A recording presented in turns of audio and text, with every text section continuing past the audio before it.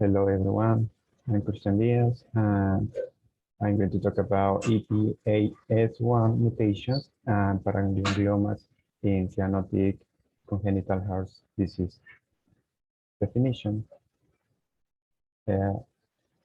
pheochromocytomas and paragangliomas are catecholaminin secreting tumors of chromatin cells with frequent heart-line somatic or cyanotic mutation in genes that are involved in hypoxia-related pathways.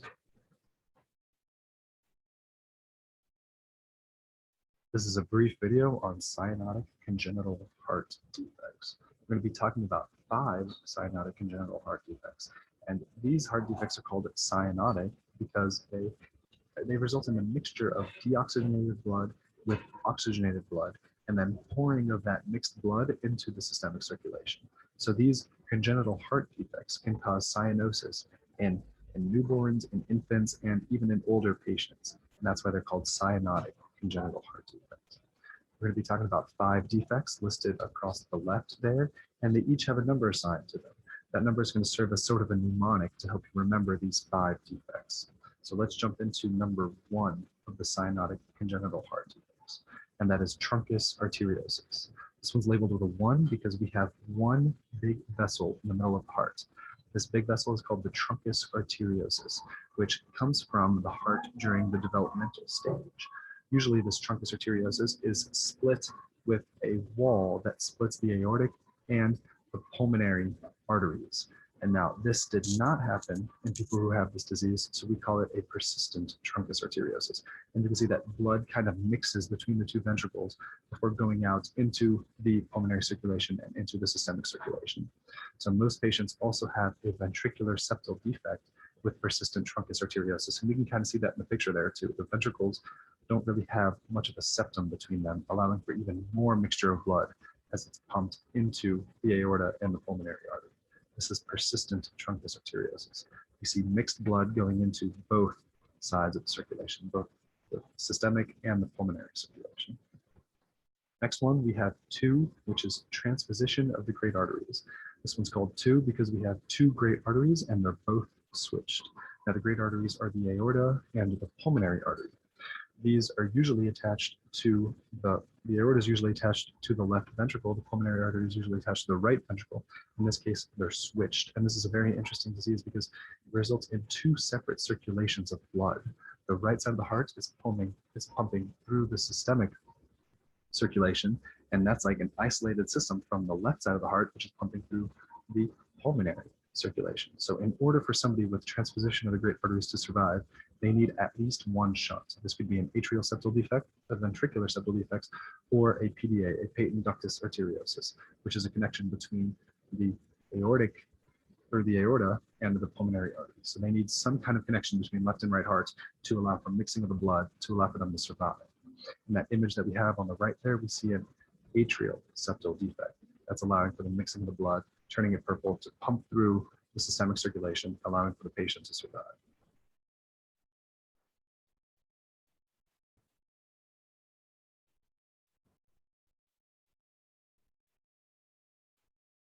Application in medicine.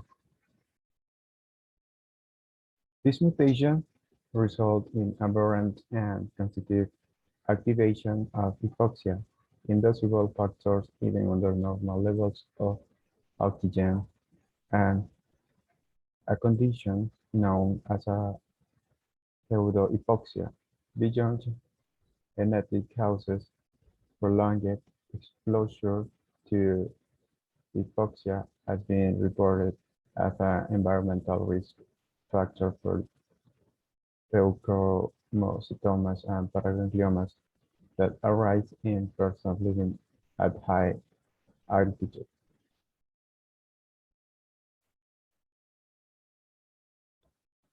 I should start the lecture out by saying, cyanosis is really the bluish color of the skin.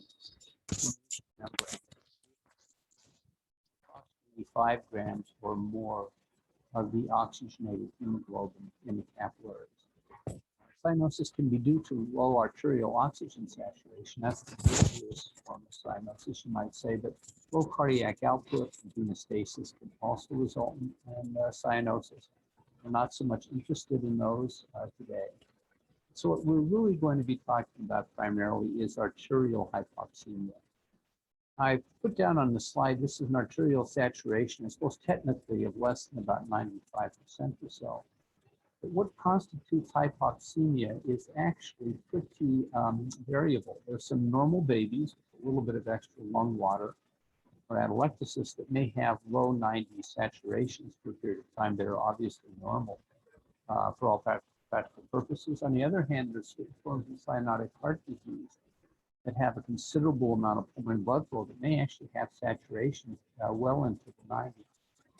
So it's hard to define hypoxemia with any one given number when one is trying to discuss the whole range of causes of cyanosis, especially with congenital cardiac. There are basically three fundamental causes of cyanosis. The first is desaturated pulmonary venous blood, that is to say, lung disease. I'll refer to that as pulmonary cyanosis. Second cause is pulmonary vascular resistance, causing right to left shunting of prostate patent ductus arteriosus, or patent foraminal valley in the atrial septum. This is seen in babies, and pretty much only in babies, and is known as persistent pulmonary hypertension of the newborn. Third cause of cyanosis are certain forms of congenital cardiac defects. We will focus primarily on that for today's lecture.